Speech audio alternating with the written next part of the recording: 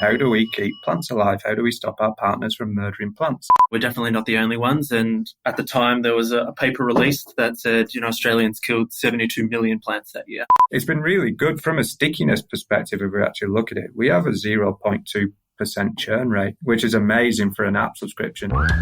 Welcome to Add to Cart, Australia's leading e-commerce podcast that express delivers all you need to know in the fast-moving world of online retail. Here's your host, Bushy. Hello everyone and welcome to Add to Cart. My name is Bushy and I am joining you from the land of the Turrbal people here in Brisbane, Australia. At Add to Cart, we welcome everyone to share, learn and celebrate e-commerce stories. And have I got a story for you today? Have you ever found yourself staring at a dying plant wondering what the hell went wrong here? I don't, because I've learnt my lesson in life and I've filled my office with plastic plants. But if you did have this realization, know that you are not alone. About 72 million household plants are killed by Australians every year.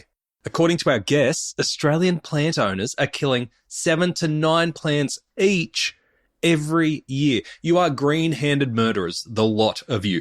But what if there was a way to stop that? Today's guests are here to help you keep your plants thriving, not just surviving.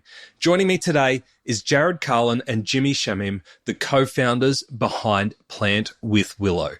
It's an innovative smart home tech designed to keep houseplants alive. Their startup has captured the attention of plant lovers and tech enthusiasts alike with the successful Kickstarter campaign and now, hot off the press, their recent partnership with Bunnings. In this episode, we are going to dive into how Plant With Willow went from an idea during COVID to landing in connected households all over the world. We talk about the power of customer feedback in building a successful tech product and how to manage that when there's already so much on your roadmap. We dive into that strategic partnership with Bunnings that goes well beyond just putting product on a shelf. And I know this is the part that you really want. The guys lift the lid on the most common ways that we are killing houseplants and how to prevent it with Willow. If you haven't already, I'd love to invite you in to sign up for my weekly e-commerce newsletter. Every Tuesday morning, I send it out, and it includes my take on a key issue for the industry, as well as 5 stories, whether that be research, news, or case studies that I think e-commerce practitioners need to know about. You can sign up for free over at addtocart.com.au/subscribe. Let's get into it. A big thanks to our partners, Shopify Plus and Deliver in Person. Let's get into our plant conversation with Jared and Jimmy of Plant With Willow. Jared and Jimmy, welcome to Add to Cart. Thanking you. Yeah, Good thanks for having us. Great to have you here. I feel like a bit of a fraud looking over my shoulder right now as we're speaking at my plants that are in my office. 100% fake. I was about to say that Monstera is looking awfully green. Or I'm really good at it. All right, so we are going to talk a lot about plants and e-com and tech today. But to kick us off, can you share what Plant With Willow is? So we are here to save the cereal plant killers of the world, the plant-safe cacti owners. So we've developed a hardware and software tool that helps keep plants alive at its core, right? We're all about keeping plants happy and thriving. Great. And not having plastic plants. And not having plastic plants, yeah. No shade, but no, ideally the real ones. Have you always been plant lovers? Yes, but so much more, obviously now with a plant-based or tech startup, you definitely drink the Kool-Aid and obviously watch the number of plants grow. Yeah, I think I went from my partner had a lot of plants and now I start to take care of them. I've actually used a product all the time, which is amazing for me because I love tech and then this is just helping me keep my plants alive. Great. So for our listeners who don't have visuals in front of them, can you explain how it works? Yeah, of course. So we have a sensor that you will essentially pair with an app. So really simple setup. You put it into your plant. You can either scan to identify the plant and it will tell you what plant it is, or if you know what plant it is, you can search for it. You'll pair it with the app and the hub and then put it into your plant. give it a couple of days while we collect the data on it and understand the environment. And then we'll just start sending you any notifications. So if it needs watering, it'll be your plant saying, hey, it's me, Monty, call the plant Monty. I need water. Please will you give me a drink, or I'm thirsty. And you can set whether it's in a sassy tone or whether it's just more so of like directly of what it needs. So yeah, we built it to be really super simple and just essentially remove the guesswork. That's cool. And it's got a sensor, like a little spike that you put in the plant, right, to monitor in real time? Yeah. And do you find many people are naming their plants? You have to, as part of it. I suppose it serves a function in that knowing that sensor is paired with that plant. So, you do have some users, not boring, but, naming their plant, the plant, or, large lounge room plant. And then you have some people being really creative with the names. And it's certainly fun seeing that come through. I bet it's like Wi-Fi names where people try and be as creative as possible. Yeah, absolutely. You definitely get quite a few of those. And then there's a few we can't really probably repeat on the podcast. But come on, give us one. If Jared wants to. No, that's all good. All right, we'll keep plant names PG. Yeah. And so how'd you come up with the idea? Because I've never seen it before. Yeah, so I think it was during COVID. So Jared's wife and my partner at the time were killing a lot of plants. I think everybody in COVID, right? You're working from home, people bringing plants indoors because of not only the aesthetic benefit, but also the mental health side of it as well. And they were just killing plants, and we're both problem solvers, and we just had a discussion of surely there's a better way to do this. So that's what we looked at. We just started exploring, how do we keep plants alive? How do we stop our partners from murdering plants? Yeah, and I think any successful or scalable startup, you kind of need not just us experiencing that issue. So it's about trying to find a large enough group of people that share that common problem. And, once we started the clipboarding, the researching, the surveying, it was, no, we're definitely not the only ones. And at the time, there was a paper released that said, Australians killed 72 million plants that year. And we weren't the only contributors to that. Yeah. So it was definitely, okay, there's definitely something here. Let's now start tackling the solution side of things. That's almost 3 plants per Australian.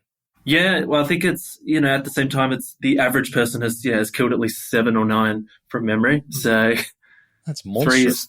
3 is, underbaking it. What's the main reason that people kill plants? The biggest one is not often what people think. It's like neglect is a thing, but more often than not, it's overloving plants. So it's the idea that, my plant's not looking too well, I better give it some water, or it's really not looking well, I'll give it some more water.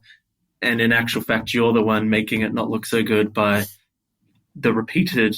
So overwatering's a massive problem. And then the next common thing is really, my plant looks great on this shelf or looks great next to this TV here, but has no view of a window or a light source. And I wonder why it's not doing too well. So those, the 2 big ones are really around watering and light.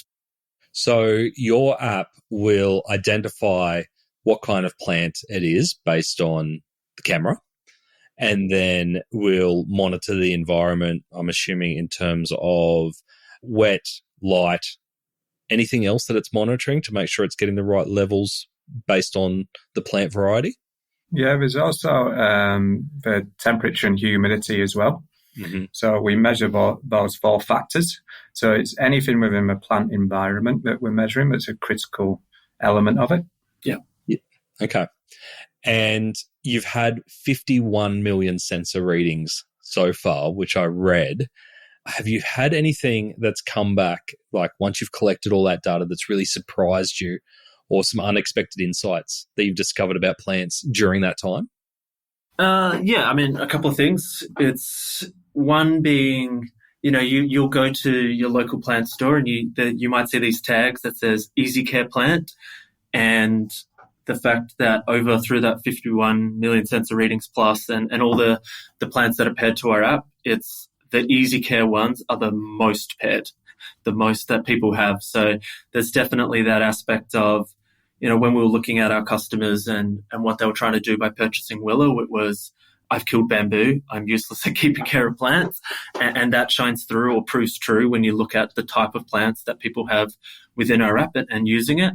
And then the flip side of that is, I suppose, we have quite a lot of users with perhaps less popular or run-of-the-mill plants that are really trusting Willow with quite expensive plants. So we see a lot of Thai constellation plants and things like that. So it's really about protecting their investment. How much are we talking for those kind of plants? It's 150 plus, okay, depending on the size. It also scales, and plants go through their peak or their time to shine. During COVID, you definitely had pink philodendrons, you had Thai monsteras growing in popularity, and then you start to see cuttings on Facebook Marketplace going for absolutely insane amounts. And then you kind of, as the commercial nurseries kind of catch up to the demand, the price comes back the other way. But certainly if you're spending, more than $200 on a plant, you want to definitely try and maintain that, right? Yeah, that makes sense. And you mentioned before, when you had the idea, you went out and tested it with others to make sure that others had the same problem that you were seeing in the market. I believe that you kicked off with a Kickstarter campaign. Is that right?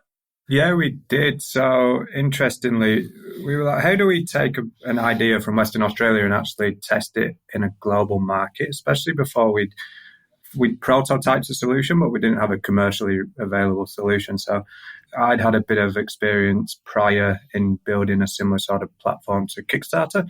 So I was like, this would be a perfect opportunity. So that's where we tested it. We were like, let's launch it. I mean, the interesting story is that we were like, let's just do it. That's Jared and I's philosophy for quite a lot of stuff, actually. So, and it was like, all right, how do we actually do this? How do we actually run a successful Kickstarter campaign? So it was an interesting journey. I think we had about 7 weeks to get everything ready for Kickstarter, from a story to the video ads to all the rewards we were going to offer, just everything, the landing pages, everything, 7 weeks. Yeah, and we were just the manufacturing plan, the roadmap, all of it. Yep. And did you hit your target? We did, yes. Yeah, so it wasn't too... we actually doubled the target in what we wanted, but we didn't test it I think people use Kickstarter for different reasons. We didn't use it to raise funds in a traditional sense. We used it to test global scale of our concept. You know that nervous feeling you get when you place your checked-in luggage on that airport baggage machine? You're kind of just hoping that your luggage arrives at your destination on time and in perfect condition. It's the same in e-commerce. You place a lot of trust in your last mile partners to deliver the final, crucial element of the customer experience. Now, imagine you are a premium product with over 100 years of customer experience expectations. That nervousness increases a lot. That's why Samsonite has chosen Deliver in Person for their reliable, on-time delivery to drive outstanding shopping experiences, enhance brand reputation, and significantly improve key delivery metrics. I mean, you can never be too careful when it comes to making sure luggage arrives on time and undamaged. Don't settle for less. Make your last mile experience the first thing that customers remember. Learn more about the incredible performance uplifts Samsonite has experienced since working with Deliver in Person at deliverinperson.com/case study Samsonite. And from a global perspective, I know you've launched in Australia. What were the markets that, showed a lot of interest? Were there any in there that surprised you? Oh, yeah. It's kind of all over. The bigger markets, I think, are more what you might expect. Behind Australia, you had the US and the UK. But, post Kickstarter, we've now sold to 28 countries, and you've got some really kind of obscure, smaller ones unexpected there. That a sensor over there, 2 over there, which has been great. We don't advertise it that much, but we have the free app as well. So the app that you can just use for general plant care tips. But we got users in over 100 countries now. We've got them in every continent. It's crazy, and it's so crazy for me and Jared sometimes just to look at it and go, "That's amazing." There's people in Chile using our app and our product. You're collecting some incredible data. I can imagine that there's a lot of use cases going through your head that are beyond just a D2C e-commerce brand.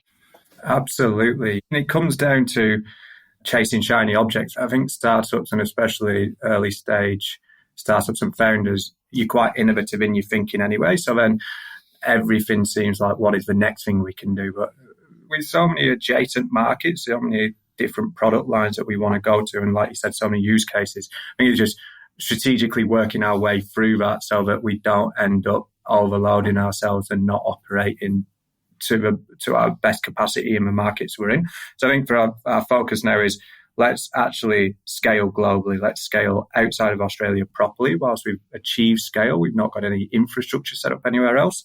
And then once we've established a D2C footprint in areas, let's then establish physical retail. From there, let's then look at office spaces. Let's look at Airbnbs. There's a lot of adjacent type opportunities where people need plants and have plants and want them to stay alive, right? So, but yeah, it's the chasing shiny objects in your own that we try to mitigate. Otherwise, I'd be everywhere. I can imagine. So tell us about the D2C setup that you've launched with. You've got a beautiful website. It's really actually a lot of fun to look around. Beautiful brand that you've set up.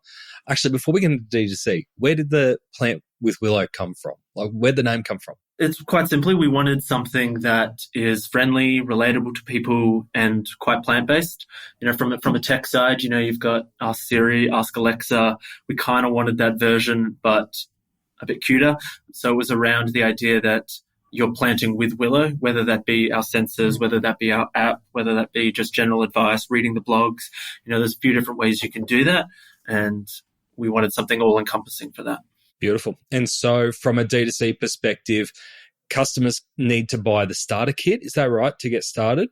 You can get started with as many sensors as they like. The starter kit is more, I suppose, the entry point from a price perspective. It gives you one hub and one sensor. And then we sell packs in 3 and 5, which allow you to start your journey. Yeah. Start saving plants. Yeah, start saving plants. We need the hub. So the hub's the first critical piece of infrastructure that you need. And from there, you can pair up to 40 sensors with a hub. And I suppose a lot of people are used to that setup because it seems pretty similar to the connected lights setup in a home where you need a hub and to add more lights to that. Very similar setup. Yeah, absolutely. And this comes down to like understanding your consumer and what they're willing to pay for a product. We could build, say, a Wi-Fi chip natively into the sensor, right? But how much are you going to pay to keep your plant alive as opposed to just going and buying a new plant? And then when you start talking about sort of infrastructure on a sensor, how long is the battery going to last? Are you going to recharge it? You're going to keep having to take it out of your plant every few days to recharge it. So we had to build a product that people were used to using. So people are used to setting up smart home systems with hubs and just maintain a price point. That makes sense. What's a sensor worth? $39.95 Australian dollars. It obviously reduces them in the packs, but that's where we started out, yeah. Yeah, great. And shipping internationally or just to Australia at this point?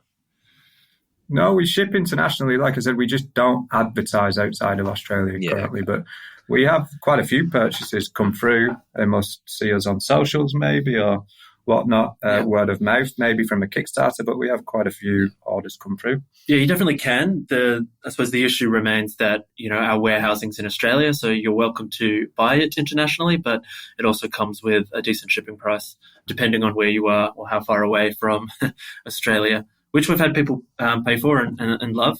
And I think that works to us setting up global infrastructure to better deal with those needs. Does it get difficult when people are scanning in exotic plants from all over the world in terms of your matching database, or is your matching database set up to be global from day one? A bit of both. So, you know, we definitely did a chunk of research and worked with our horticulturists around what are the most common plants. We had to obviously start with a level of plants, but the app has the ability to suggest plants, whether that is from, as you said, from the photo scan, or whether you're just going to the feature and saying, I want XYZ. They then get loaded into a list and are kind of ranked by the amount of people suggesting them, which kind of prioritizes it for our team to add to the database. But yeah, the problem is, and not so much a problem, but the fun plant-loving world is all the hybrids, right? People mixing this plant, and then we think we've got a good base covered, and then introducing, So we've definitely got a growing database and happy to keep it going. And yeah. Does it work in the wild as well, or would it only work in a house plant? Definitely indoor use only to start with, right? So a few things on that. You know, obviously it's only as strong as your Bluetooth or Wi-Fi network to begin with the hub setup. as well as, it's housing a battery. It's in a reasonably good waterproofing, dustproofing sensor, but that's not to say, you put it out in a storm for, for the winter, right? Yeah, and it just comes back to the same adage as earlier, is that outdoor garden care introduces its own set of problems and needs for the customer. Indoors has its own. So it's like, let's focus on actually getting that nailed down and understanding that we actually solve the customer's problem, and then let's look at outdoor, because that's a whole new product, as Jared said. And indoors controllable, right? Or at least to a better degree. It's heater off, it's aircon on, it's etc. Outdoors, that's Mother Nature. And I think from a D2C perspective too, it's a lot easier with your marketing to be able to say, this is the exact problem we're solving to stop you killing houseplants, which we all know is a very common thing, right?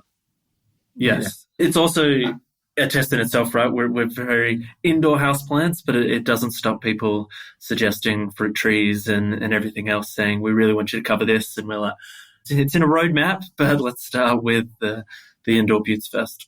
Yeah, that was a crazy challenge, right? Initially was we launched the free app first, right, as a funnel. So top of funnel, let's get people into the free app, get them using the Willow brand, and then we can upsell them the sensors from there when we launch them. But actually articulating the value proposition was a challenge initially, because we'd have people download the app and then leave a negative review because we don't have a variation of a wild rose that grows outdoors in northern Canada, right? Or something like that. So, and we'd be like, are we just not stating clearly enough? So we had to go through that full challenge of how we actually communicate Willow as a brand and what it is. Yeah. Yeah. And have you had any customer feedback, though, that you're like, oh, actually, that's a bloody good idea, we need to implement that? Or is it still a case of you've got enough ideas that you want to implement that you're not even entertaining that yet? No, we did close to 12 app releases the last year, and the bulk of those were largely features suggested by users. So we have that feedback loop within the app in terms of what you're liking, what you're not liking, what you would like to see. And then it's, again, the product team internally and our development team about prioritizing those things. But certainly we've had a pretty big range from large features. One springs to mind is our kind of thrive versus survive. In chatting to users, there was a lot of case of, hey, you're telling me I'm not getting enough light, you're telling me to do these things, but my plant looks pretty healthy. And there's varying degrees of that, healthy when your leaf size is quite small and it's green and it's happy. But under different conditions, that plant could actually be a 3-meter tree. And it's about, how much do you want to grow and really have a statement plant versus you've bought the plant indoors, you're happy with its size, and you just want to kind of keep it humming along. So we've introduced the ability for users to select survive if they just want to maintain its current status, as it were, and then thrive if they're really looking for that kind of next level growth. That's cool. That's better than telling someone their baby's ugly. That's right. What's been the craziest home setup that you've seen? Have you seen any data coming in? You're like, oh my God, there's a whole forest of plants happening in this house. Yeah. So we do have a really great mix of, users who have maybe bought the Plant Parent Pack, have 3 sensors, and are like, oh my God, I've kept my first few plants alive. This is amazing. Versus some people with, 20, 30 sensors, a real showing of an indoor jungle, repeat purchases, showing that loyalty to the product, which is amazing, and really starting to see a very large Willow ecosystem within their home, which is also super cool to see.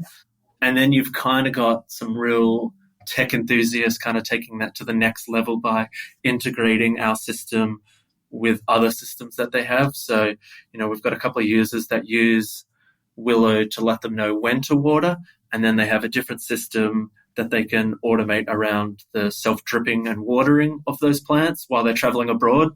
So that was kind of pretty cool to see and experience, and the users sent some photos of their setup, and you're like, yeah, okay, that's a view. And do you allow, is it all open API to allow customers to integrate to other connected home automations? Not as of yet. Again, that came down to decision-making at product level when we started going through product development. When we were on Kickstarter, we had a lot of customers, early adopters to technology, saying, hey, I want Open API, home, automation. But as we've launched to mass market, we've actually seen that go down. I think it'd be the exception to the rule. It's somewhere where we've identified as moving into, but that's still an ever-changing landscape. I think it's only last year that Google and Apple decided to use a standardized protocol across.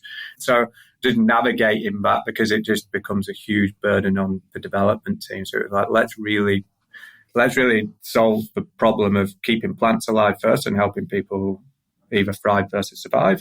And then let's look at how we actually bring in and enhance the technological side in the home automation space. And I think to add to that, you just have different customer personas, right? You've got people who want to use Willow. It's discreetly put in their plant. They get the notification. They're helping care of their plants. That's their interaction with Willow.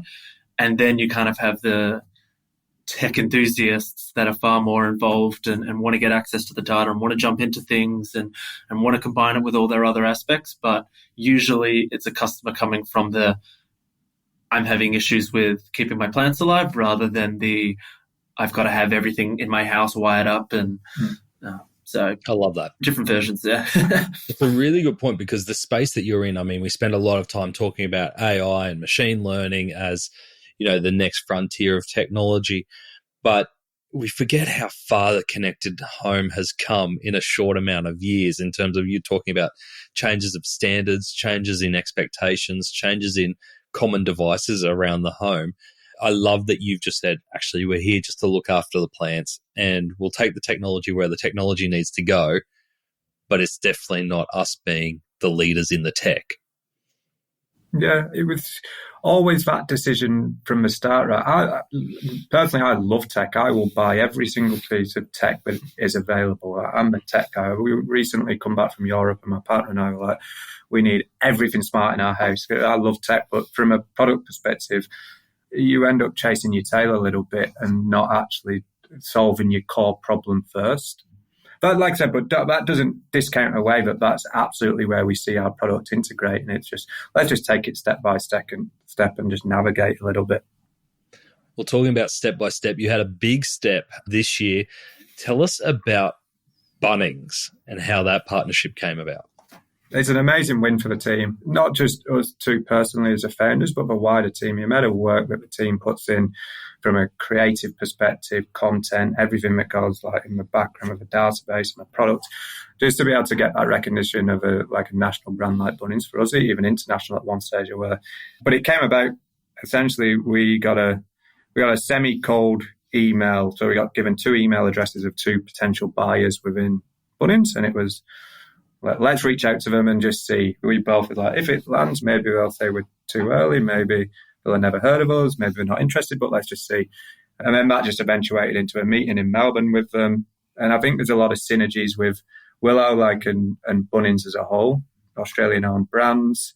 You can buy a plant from Bunnings and take it back if you kill it within a year. So I think we can help them keep their plants alive. And it just eventuated from there. And we've gone through, we've just executed an online test, and hopefully we'll be rolling out nationally, well, and into New Zealand as well, into their stores. So just an amazing win, and really, really good for the team. And what was their response when you sent that cold email? Had they seen a product like it before?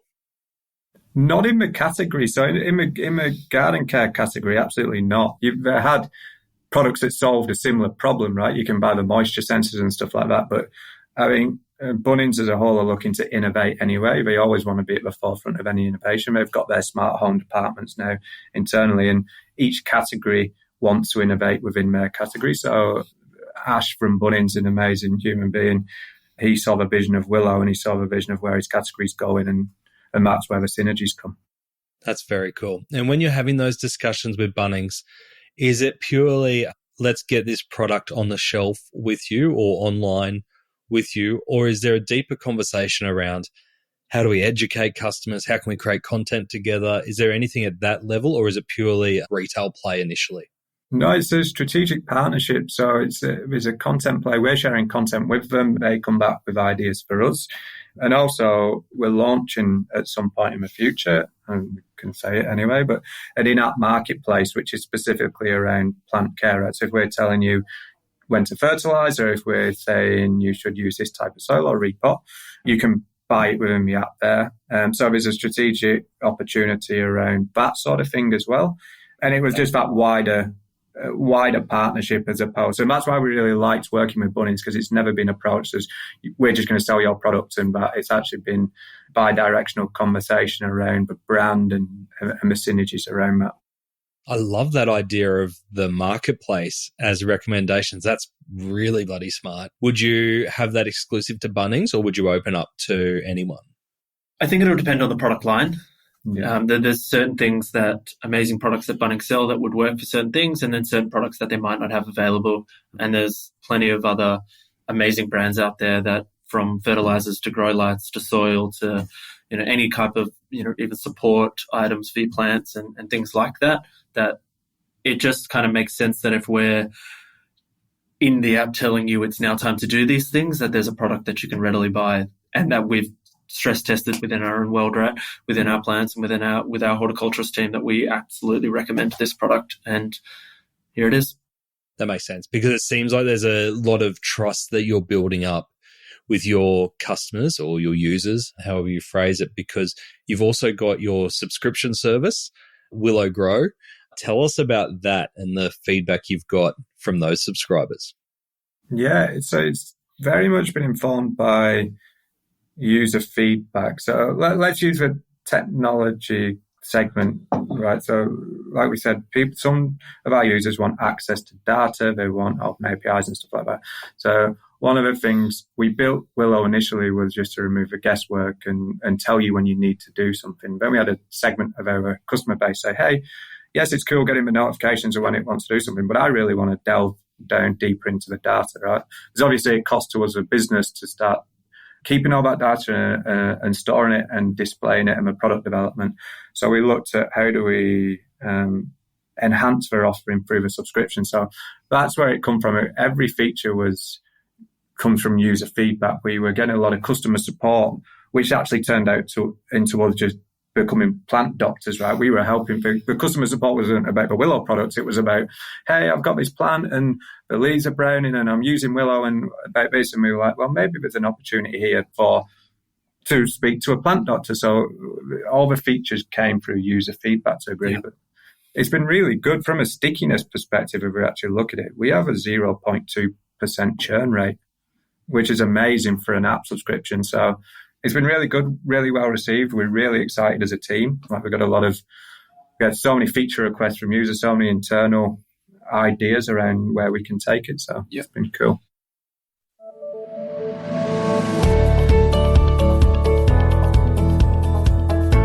What's better than that new hair feeling? The new platform feeling. With a custom platform that was developer heavy, the upcoming launch of new retail stores and expansion into new countries, Oz Hair and Beauty knew that it was time for a tech stack refresh. They chose Shopify to not only power their e-commerce website, but also their point of sale as they opened 7 stores in 18 months. The results were an immediate zhuzh to the bottom line. They achieved 484% year-on-year revenue growth since adopting Shopify in 2017, have had a 50% increase in page speed, and increased average order value by 14%. Get that new hair feeling spring in your step every day with Shopify. Check out shopify.com/au/plus and get in touch with the Aussie Shopify team to see how the dynamic duo of Shopify Plus and POS can help you unify your tech stack for growth. And are your plant doctors in-house? They are, and I think that's been one of the things as well. It's people are like, oh, this is like AI, it's a chat, and it's like, no, it's it's a real human being. It's and I think we've seen other app providers in the plant care world kind of offer this service, but it's a bit clunky with email communication and back and forth. So we made sure to kind of take that to the next level. So it's all in app. It's it's just a chat. You can go back and forth, respond to whenever you want. It's you'll get feedback and actions to complete from our horticulturists. You can go do them, you check back in.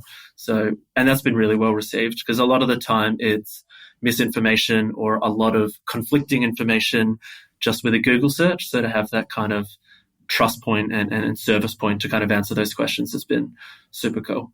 There was one feature that was developed internally on that, and that was the ability to send GIFs, because Jared was like, I only communicate with GIFs. We're having GIFs in the chat. Yeah, it has to be fun as well. But it also allows us to kind of show off different features of the sensor as well, right? So, we'll have our users, they might have been using their sensors for a while. They might be getting recommendations that perhaps they're not getting enough light where they are, or too much light and things like that.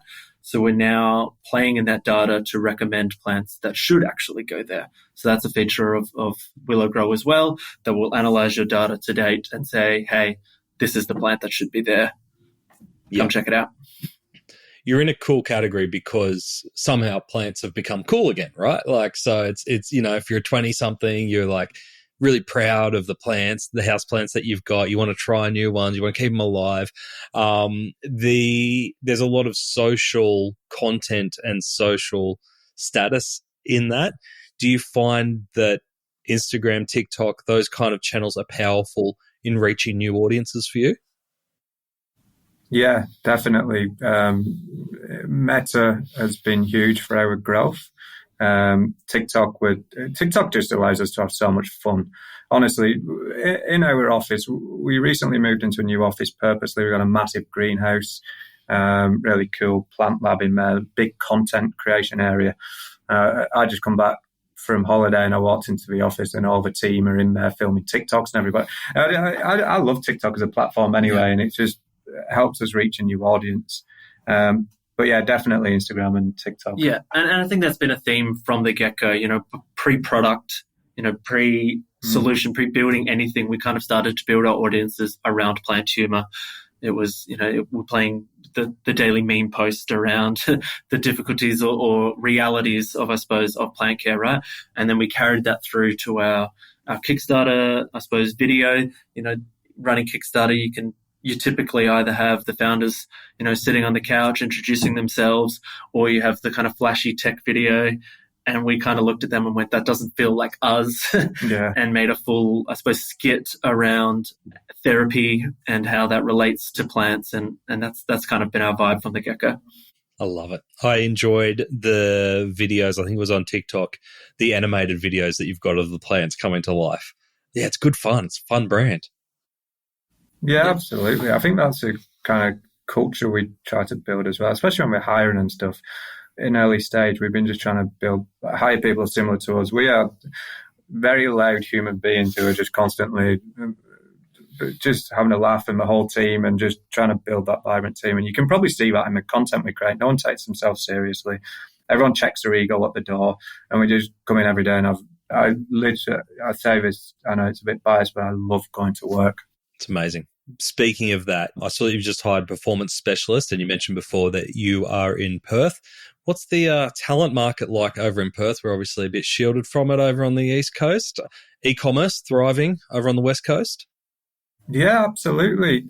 We put this out nationally, the job advert for the performance marketer, and I've just had someone accept in Perth. There's a lot of agency in Perth. A lot of cool stuff happens in Perth. There is quite a few e-com brands based out of Perth. Don't get me wrong, there's a more skill set outside just purely because of the numbers, but it's a really cool, vibrant scene, isn't it? Yeah, absolutely. And I think it's been really telling from our core hires in starting our team that, our hardware engineering team in developing the sensor has all been Perth-based, which might be unexpected for a few people, but we've been able to find the subject matter expertise, whether that be in the plant realm, whether that be in the hardware, the software side of things, marketing. It's been really great to grow that team from here.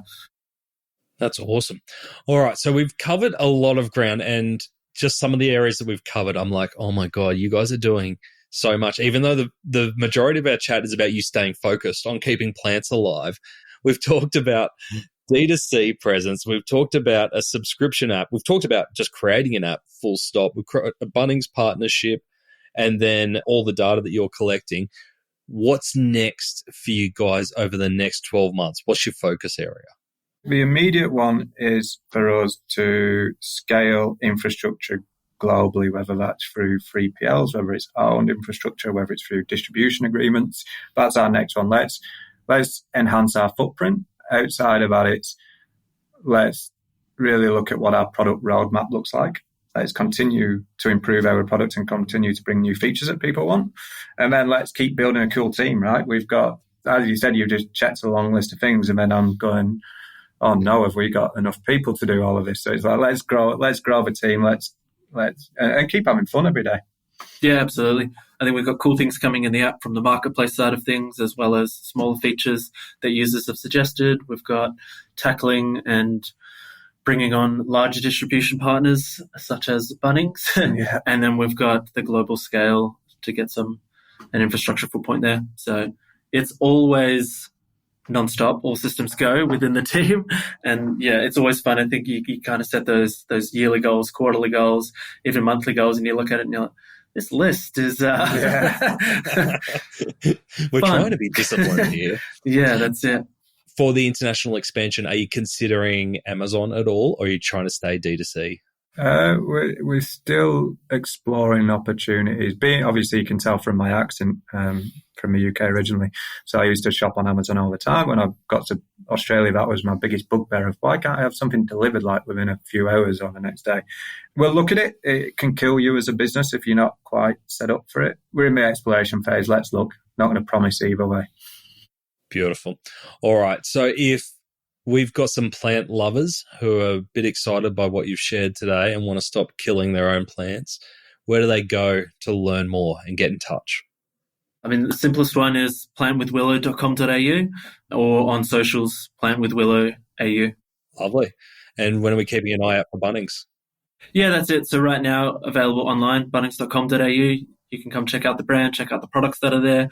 And then also we've grown a decent kind of retail offering until now. So you can check us out in the pigeonholes across Australia and independent retailers as well. So it's all available on plantwithwillow.com.au. I'd say that's the kickoff. Yeah. Love it. Jared, Jimmy, thank you so much for joining us on Add to Cart. Thank you very much. No worries, much. Thank you. Did I catch you just then running around your house, checking the health of your plants to make sure they're healthy? Not too much water, not enough sunlight. How are they going? Happy? If not, you might need a little bit of willow in your life. I didn't realise how much of a big problem that killing plants is. And in a sad way, it made me feel better about my efforts to date.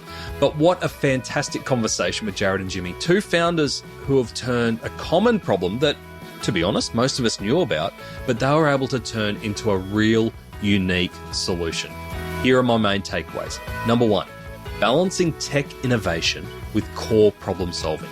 As Jared and Jimmy were talking, I found myself drifting into all the potential applications, thinking about how it could be used for commercial use, outside use, maybe even monetizing the data that they've got. But to their point, their job is keeping houseplants alive. And they do a brilliant job to remind us to stay focused on what our core mission is by prioritizing product development that fits that mission and not being distracted by shiny new objects until that core issue is resolved. Number two, strategic retail partnerships. Jimmy and Jared showed the power of a cold email, but more so, it was fascinating to hear how they secured their partnership with Bunnings. It wasn't just a sales pitch. They went looking for a relationship and not only got a distribution deal, they got a relationship with content and a marketplace integration as well. It's a really good reminder to search for partnerships, not just sales deals. And number three, product validation and customer feedback. Jared and Jimmy emphasize the importance of validating a product idea through customer feedback, and they've done this since day dot. Their experience with clipboarding, surveys, and a successful Kickstarter campaign highlights how essential it is to make sure there's a market for your product before scaling. But more than that, once you are off the ground, despite how much is on your roadmap, and there will get a lot on your roadmap very quickly, never shut down customer feedback and ideas. Jared and Jimmy kept bringing the ideas in, but just had to be more and more disciplined around knowing what they could execute on. Thank you so much for tuning into today's episode. What a fun one. I learned so much about plants today. Make sure you check out Plant With Willow's products on their website, www.plantwithwillow.com.au, or go call into Bunnings, have a look around, pick up some willow. If you enjoyed this episode, please consider sharing it with a friend or a colleague. You could leave us a review on Spotify or Apple Podcasts. And please support our sponsors, Shopify and Deliver in Person, who make this podcast possible. Before you go, we'd love to invite you to join our free e-commerce learning platform, Add to Cart Campus. Meet other professionals and learn from e-commerce experts to take your business and your e-commerce career to the next level. Register to join Campus at addtocart.com.au/campus. Now, if you enjoyed today's episode, make sure you share it with a friend or a colleague, or even better, leave us a review on Spotify or Apple. It really makes a difference.